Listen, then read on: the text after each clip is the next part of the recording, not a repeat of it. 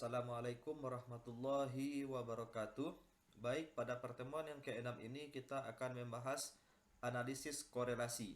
Nah, kita lihat dulu konsep dari analisis korelasi tersebut, yaitu metode analisis terhadap data tidak hanya yang terdiri dari satu karakteristik saja. Jadi di sini ada dua nanti variabel ya. Banyak persoalan atau fenomena yang meliputi lebih dari sebuah variabel. Berat orang dewasa sampai taraf tertentu bergantung pada tinggi badannya. Keterampilan melempar ke target bergantung pada koordinasi mata dan tangan. Nah, jadi seperti itu ya. Ada hubungan antara variabel satu dengan variabel yang kedua. Hasil produksi padi bergantung pada jumlah pupuknya. Nah, seperti itu. Dirasa perlu mempelajari analisis data yang terdiri dari banyak variabel dan bagaimana mereka berhubungan. Nah, konsep yang berikutnya adalah analisis korelasi merupakan studi yang membahas tentang derajat atau seberapa kuat hubungan antara dua variabel tersebut atau lebih ya. Ukuran derajat hubungan disebut koefisien korelasi. Koefisien korelasi merupakan angka yang menunjukkan arah dan kuat hubungan antara dua variabel atau lebih. Nah, bagaimana hubungannya? Ya, di sini arah hubungan. Arah dinyatakan dalam bentuk hubungan positif atau negatif. Arah hubungan positif ini berarti bahwa apabila nilai variabel ditingkatkan, maka akan meningkatkan nilai variabel yang lainnya. Nah, nanti dari contoh juga akan lebih jelas ya. Apabila nilai variabel diturunkan, maka akan menurunkan nilai variabel yang lainnya. Nah, seperti itu. Kalau untuk positif. Sementara arah hubungan yang negatif di sini berarti adalah apabila nilai variabel ditingkatkan, maka akan menurunkan nilai variabel yang lainnya. Jadi berbanding terbalik di sini. Apabila nilai variabel diturunkan, maka akan meningkatkan nilai variabel yang lainnya. Nah, kuat hubungan. Kuat hubungan dinyatakan dalam bentuk angka antara 0 sampai dengan min 1. Ya, angka 0 itu menunjukkan tidak adanya hubungan dan angka 1 itu menunjukkan hubungan yang sangat kuat sekali atau yang sempurna. Semakin kecil koefisien korelasi, maka akan semakin besar kesalahan untuk membuat prediksi. Nah, bentuk atau kuat dan arah itu, hubungan itu dilambangkan atau dibuatkan grafiknya seperti ini ya. Ini yang satu, ini yang negatif, ya, ini yang nol. Nah, seperti itu. Nah, koefisien korelasi, besar koefisien korelasi memiliki range atau rentangan dari min 1 sampai dengan plus 1. Ya, tadi ada yang berhubungan negatif, ada hubungan positif. Nah, seperti itu. Besar koefisien korelasi dapat diketahui berdasarkan penyebaran titik pertemuan antara dua variabel. Teknik korelasi, pedoman memilih teknik korelasi berdasarkan jenis data yang digunakan, yaitu ada jenis data nominal, ordinal, interval, dan rasio. Ini sudah kita pelajari minggu-minggu sebelumnya ya. Teknik korelasi yang kita gunakan kalau untuk nominal koefisien kontingensi namanya. Kemudian yang ordinal adalah Spearman rank atau Kendall tahu. Dan yang interval dan rasio ini adalah person produk momen, korelasi ganda, dan korelasi parsial. Nah, di sini kita akan lebih fokusnya ke ordinal ya. Apa itu data ordinal? Data yang bisa kita bedakan. Nah, seperti itu ya. Data ordinal. Seperti kepuasan misalnya. Nah, seperti itu ya. Atau di sini SMP, SD, SMA bisa kita bedakan, tapi tidak bisa kita jumlahkan. Nah, seperti itu. Maka itu namanya adalah data ordinal. Yang kita gunakan adalah Spearman rank. Ya. Kemudian yang berikutnya di sini ini nanti kita bahas korelasi produk momen ini. Kemudian kita coba lihat apa itu analisis Spearman rank ini. Oke. Baik, di sini akan kita jelaskan mengenai korelasi tata jenjang ya atau ranking menurut Anas Sudijono. Ya, di sini Spearman rank ini atau tata jenjang ini, ranking ini yaitu teknik korelasi tata jenjang dalam dunia statistik dikenal sebagai teknik analisis korelasional yang paling sederhana jika dibandingkan dengan teknik analisis korelasi lainnya. Jadi tadi banyak ya, ini yang paling sederhana. Kita pelajari saja yang paling sederhana ini. Pada teknik korelasi, tata jenjang ini besar kecil atau kuat lemahnya korelasi antara variabel yang sedang kita selidiki korelasinya, kita ukur berdasarkan perbedaan urutan kedudukan skornya atau rankingnya. Jadi bukan didasarkan pada skor hasil pengukuran yang sebenarnya. Dengan kata lain, datanya adalah data ordinal atau data berjenjang atau data urutan. Misalnya siswa yang IQ-nya menempati jenjang atau ranking paling tinggi juga menempati jenjang paling tinggi. Dalam hal prestasi belajar matematika, siswa yang IQ-nya paling rendah prestasinya belajar matematikanya juga menempati jenjang yang paling rendah. Contohnya seperti ini, siswa A, B, C, dan D, E, ya, jenjang IQ-nya 5, 1, 3, 4, 2, 4 dan prestasinya di sini 5, 1, 3, 2, 4. Oke. Nah, penggunaannya di sini adalah teknik analisis korelasional. Tata jenjang ini dapat efektif digunakan apabila subjek yang dijadikan sampel dalam penelitian lebih dari 9, tetapi kurang dari 30. Jadi, sampelnya di sini 10 sampai 30. Dengan kata lain, N-nya itu adalah 10 sampai 29. Karena itu, apabila N-nya sama dengan atau lebih dari 30, sebaiknya jangan digunakan teknik korelasi ini. Jadi ini hanya untuk 10 sampai 29 saja. Lambangnya adalah pada teknik korelasi tata jenjang ini dilambangkan dengan huruf seperti P ini, tapi dibacanya adalah rho. Seperti halnya RXY, jadi ini untuk korelasi produk momen ya. Maka angka indeks korelasi atau rho ini besarnya berkisar antara 0 sampai dengan plus minus 1 ya. Ada hubungan positif dan negatifnya tadi. Rumusnya di sini untuk mencari atau menghitung rho tersebut dipergunakan rumus sebagai berikut. Rho itu sama dengan 1 dikurang 6 dikali sigma D kuadrat per N dikali N kuadrat kurang 1. Yang atas ini saja yang kita pahami ya. Ini sama saja artinya, tapi yang atas ini sajalah. Nah, di mana keterangannya di sini rumusnya, rho itu adalah indeks korelasi tata jenjang yang mau kita hitung. Nah, N6 dan 1 itu adalah bilangan konstan, tidak boleh dirubah, memang N6 dan 1 di situ ya. D itu apa? Difference, yaitu beda, yaitu perbedaan antara urutan skor pada variabel pertama atau R1 dan urutan pada variabel kedua atau R2. Jadi D tersebut adalah R1 dikurang dengan R2. Nah, seperti itu. Nah, N itu apa? Number of case. Dalam hal ini adalah banyaknya pasangan yang sedang dicari korelasinya. Nah, yang kelima di sini cara memberikan interpretasi terhadap angka indeks korelasi tata jenjang. Untuk memberikan interpretasi terhadap angka indeks korelasi tata jenjang, terlebih dahulu kita rumuskan hipotesis alternatif dan hipotesis nolnya. Di mana di sini contohnya adalah H0-nya di sini tidak ada korelasi positif yang signifikan antara variabel 1 dengan variabel 2. Sementara hipotesis alternatifnya atau HA bisa jadi H1 sebagian buku ya, ada korelasi positif yang signifikan antara variabel 1 dan variabel 2, yaitu lawan dari H0-nya. Nah, setelah diperoleh angka indeks korelasi tata jenjang yaitu rho, lalu kita berikan interpretasi dengan menggunakan tabel nilai rho dengan DF-nya ya, yaitu N baik pada taraf signifikan 5% maupun pada taraf signifikan 1%, tingkat kepercayaannya ini ya. Kalau signifikan 5% berarti tingkat kepercayaan kita terhadap hasil penelitian itu adalah 95%, dan untuk 1% ini tingkat kepercayaan kita adalah 99%. Jika rho yang kita peroleh dalam hitungan yaitu sama dengan atau lebih besar daripada harga P yang tercantum pada tabel ya, tabel rho itu, maka hipotesis nolnya pasti ditolak. Sebaliknya, jika dia kecil ya atau sama dengan P0 tadi, maka dari hipotesis nolnya kita setujui atau kita terima. Contoh cara mencari, menghitung atau memberikan informasi pada korelasi tata jenjang itu ada 3 jenisnya. Yang pertama, nantinya tidak ada urutan bilangan yang kembar. Misalnya nilai si A dengan nilai si B itu sama-sama 15. Nah, itu kan kembar itu. Jadi yang pertama tidak ada yang kembar. Kemudian yang kedua, 2 yang kembar. Berarti seperti tadi nilai A dan nilai si B itu sama-sama 15 misalnya. Itu rankingnya bagaimana cara mencarinya. Yang kece adalah lebih 3 kembar atau lebih. Jadi ada 3 atau 4 orang atau 5 orang yang bernilai sama. Nah, seperti itu.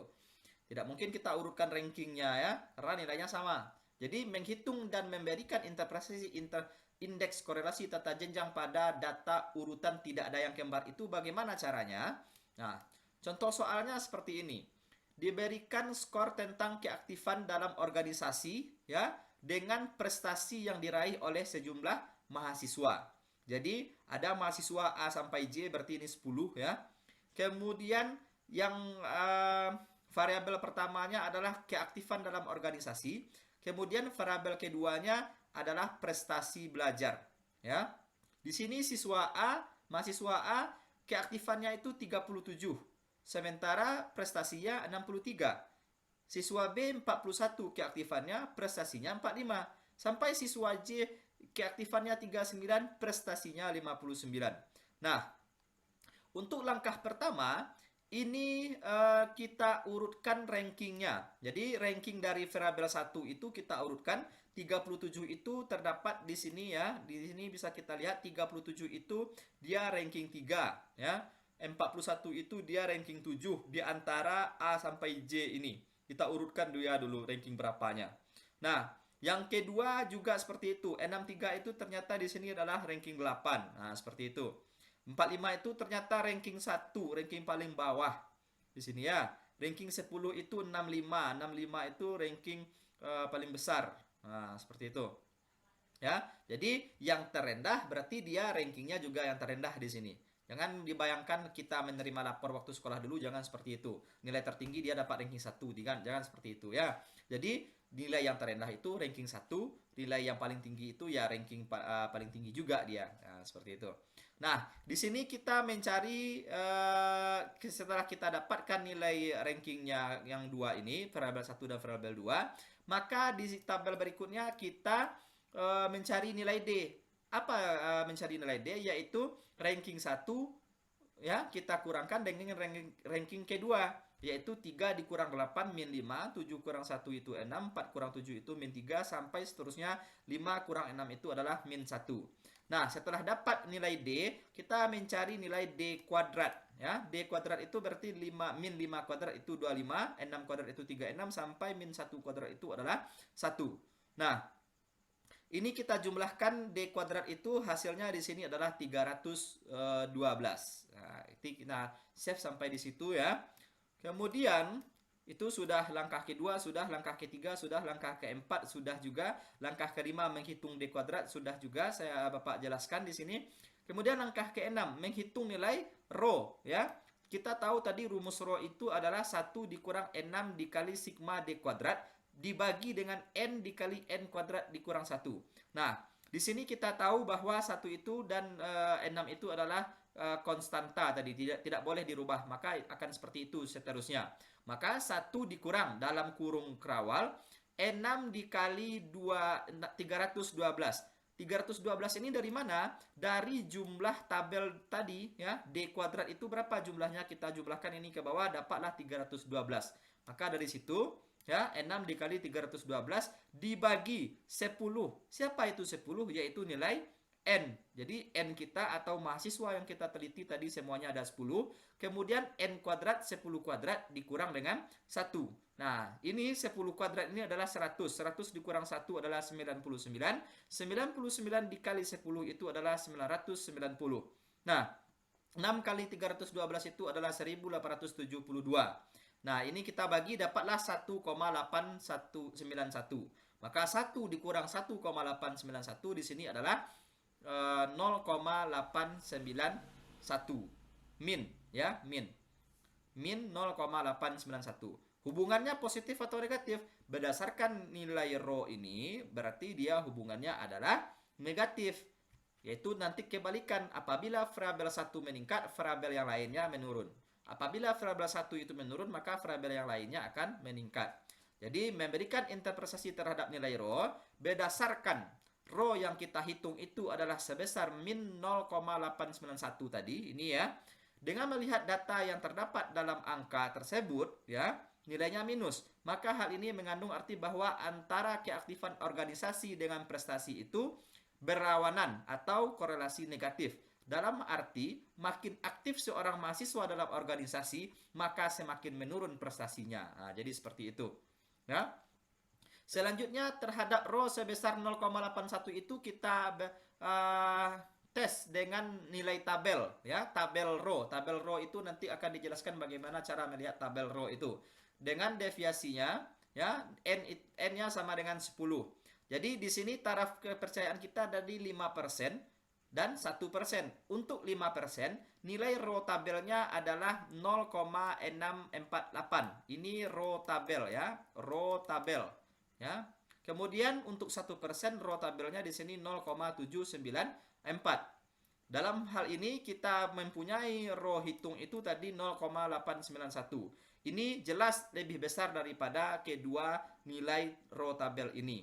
Jadi artinya jika dia lebih besar dengan rho tabel, maka H0-nya ditolak. Ketika H0 ditolak, kesimpulan yang bisa kita simpulkan di sini adalah memang secara signifikan keaktifan dalam organisasi itu berkorelasi negatif. Ada hubungannya, ya, hubungan terbalik antara prestasi yang dimiliki oleh siswa. Nah, seperti itu. Jadi semakin aktif mereka di organisasi, maka semakin kuranglah prestasinya. Nah, untuk menghitung indeks korelasi tata jenjang ini yang memiliki urutan kembar 2, ada 2 nilai yang kembar. Nah, seperti ini contohnya. Nah, ini ada data, di sini tetap 10 mahasiswa, namun di sini yang mendapat nilai 30 itu ada 2, yaitu mahasiswa E dan mahasiswa I. Ya, di sini nilainya sama sehingga kita tidak bisa membuatkan dia ranking berapa. Nah, di sini juga terdapat hasil belajar tetap prestasi, ya, kunjungan perpustakaan. Nah, di sini variabel satunya kunjungan ke perpustakaan, variabel 2-nya adalah hasil belajar. Di sini mahasiswa A juga prestasinya sama dengan mahasiswa H. Jadi ada 2 yang kembar di sini. Nah, di sini kita mengurutkan, tetap yang kita urutkan itu nilai terendah itu adalah ranking 1. Di sini adalah 1 di sini. 1 mendapatkan ranking 1, ya. Nah, kemudian ini bukan 1 itu, ya. Kita lihat di sini bahwa 11. Nah, nilai 11 dia mendapatkan ranking 1. Nah, seperti itu. Berarti 11 lah nilai yang paling tinggi, rendah, ya, kunjungan ke pustakanya, yaitu mahasiswa G. Nah, di sini untuk 1 sudah kita dapatkan, 2 sudah kita dapatkan, 3 sudah kita dapatkan, 4 sudah kita dapatkan, 5 dan 6 sulit kita karena nilainya sama, yaitu sama-sama 30. Maka ini kita tambahkan atau kita jumlahkan di sini, ya. Oh, 5 sudah ada, 6 dan 7. Nah, berarti 6 ditambah 7 kemudian kita bagi 2. Maka rankingnya di sini adalah 6,5. Ini 6,5. Jadi kedua-dua nilai yang sama itu adalah 6,5 rankingnya. Kemudian 6,5, 6,5, lanjut ke 8, 9, 10. Nah, seperti itu. Jadi 6 dan 7 itu diisi oleh 6,5, 6,5. Nah, begitu juga yang mendapat nilai 60 yang sama ini, ya. Dia ranking berapa ini? 1 sudah ada, 2 sudah ada, 3 sudah ada, ya. 4 tidak ada, 5 tidak ada. Maka 4 ditambah 5 kita bagi 2, yaitu 4,5. Jadi 4 dan 5 itu diisi oleh 4,5. Lanjut ke ranking ke 6. Nah, 6, 7, 8, 9, 10. Nah, seperti itu. Setelah rankingnya kita dapatkan antara variabel 1 dengan variabel 2, caranya sama dengan yang tidak memiliki nilai kembar tadi. Kita kurangkan antara ranking 1 dan ranking 2, dapat nilainya, kemudian kita kuadratkan. Nah, seperti itu. Caranya sama lagi. Yang kuadrat ini kita jumlahkan, dapatlah 13,00. Nah, untuk menghitungnya kita gunakan lagi rumus yang rho tadi, yaitu 1 dikurang 6 dikali sigma D kuadrat per N kali N kuadrat kurang 1. Di sini 1 dikali kurang 6 kali 13,00. Ini data dari D kuadratnya kita dapatkan dari tabel tadi. Kemudian dibagi dengan 10 mahasiswa dikali 10 kuadrat dikurang 1. Tetap 990, ini 78. 78 dibagi 990 itu adalah 0,079. Jadi 1 dikurang dengan 0,079 itu dapatnya di sini adalah positif 0. Jadi dapatnya di sini adalah positif 0,921. Jadi kita simpulkan bahwa untuk hipotesisnya kita merumuskan terlebih dahulu HA dan H0-nya. Jadi HA itu tidak ada korelasi positif ya yang signifikan antara siswa berkunjung ke pustaka dengan prestasi yang diraih. Kemudian H0-nya itu tidak ada korelasi yang positif antara kunjungan mahasiswa ke pustaka dengan prestasi yang dia dapatkan. Dengan DF-nya di sini adalah 10. Jadi mahasiswa yang diteliti di sini adalah 10. Nah, setelah kita melihat row tabel tadi, yaitu 5% tadi 0,648, sedangkan 1% itu adalah 0,794. Jadi, yang kita dapatkan di sini adalah 0,921. Jelas juga lebih besar daripada row tabel. Ketika ini lebih besar daripada row tabel, maka itu secara kesimpulan kita, H0-nya kita apakan? H0-nya berarti kita tolak, yaitu HA-nya kita terima. Nah, ini hipotesis nolnya ditolak, berarti HA-nya kita terima. Adanya korelasi yang positif antara variabel 1 dan variabel 2. Sehingga kesimpulan kita adalah tinggi rendahnya prestasi studi mahasiswa itu tergantung kepada mereka aktif tidak berkunjung ke perpustakaan. Semakin aktif mereka, maka semakin tinggilah prestasi yang mereka raih. Karena korelasinya tadi adalah korelasi positif.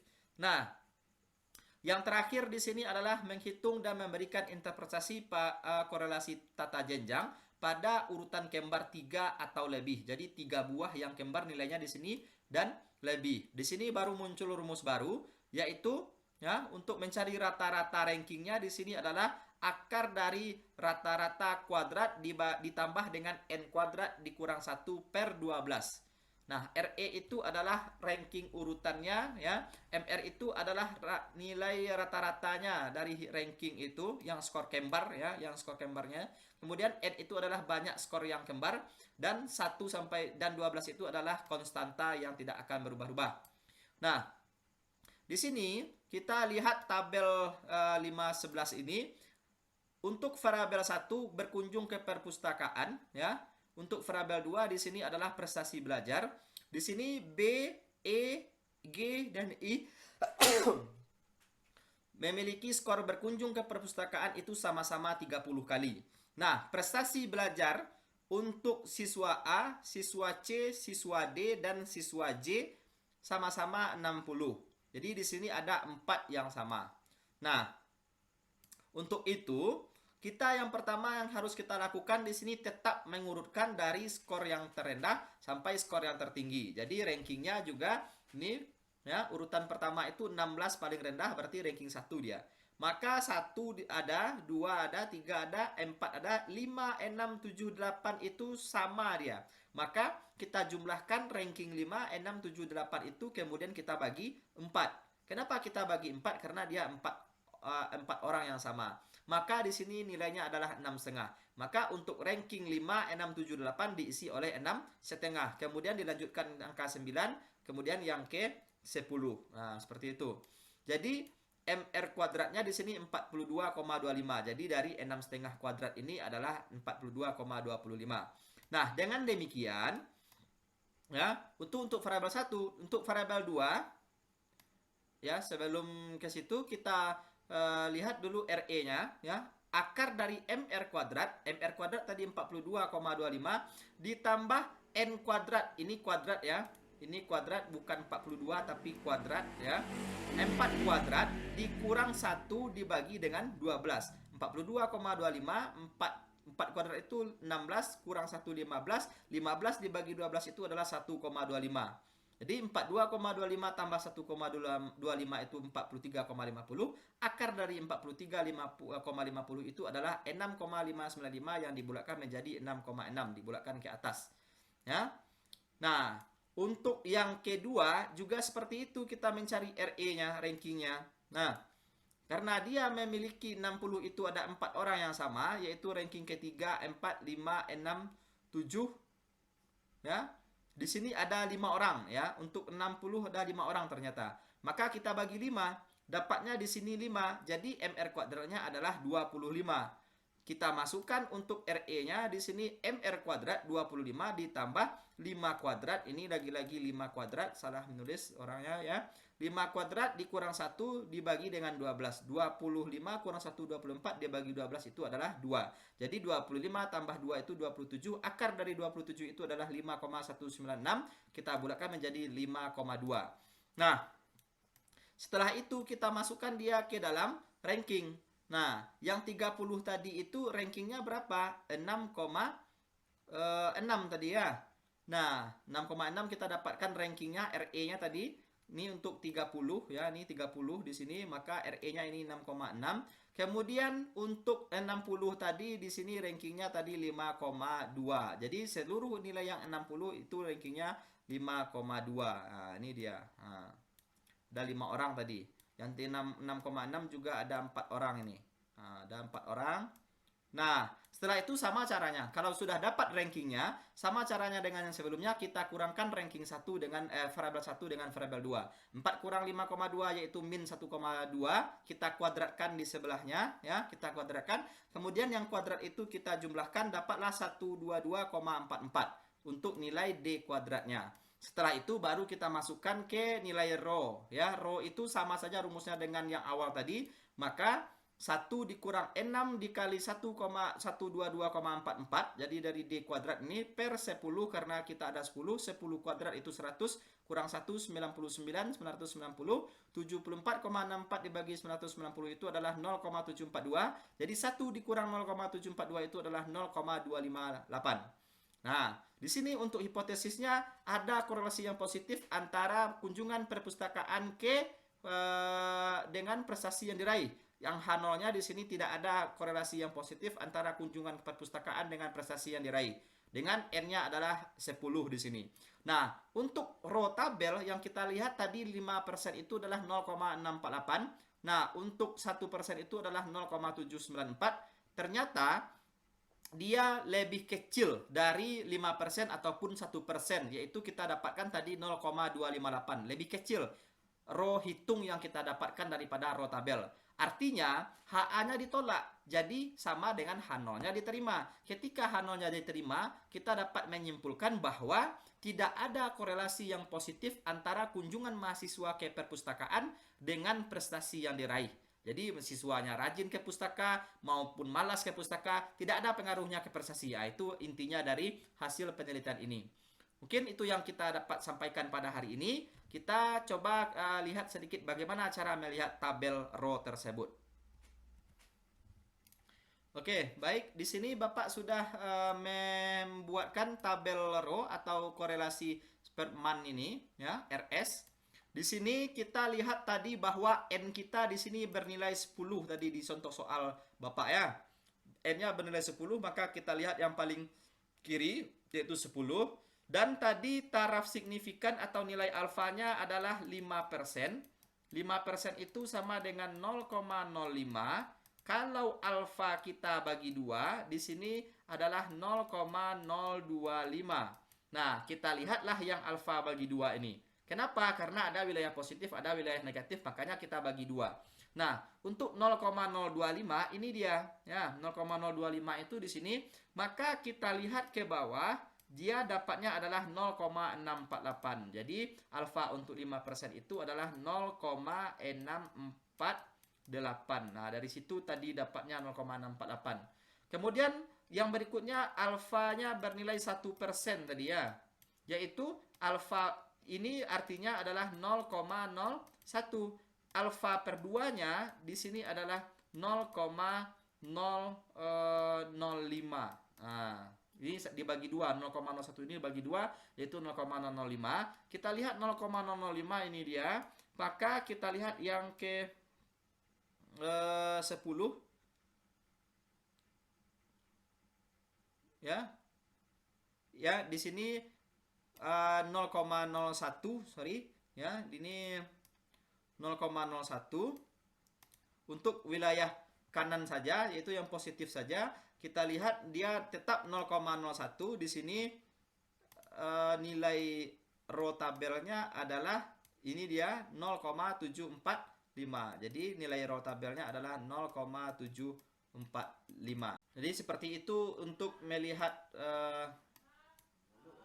tabel kita ya di sini, dan ini dia.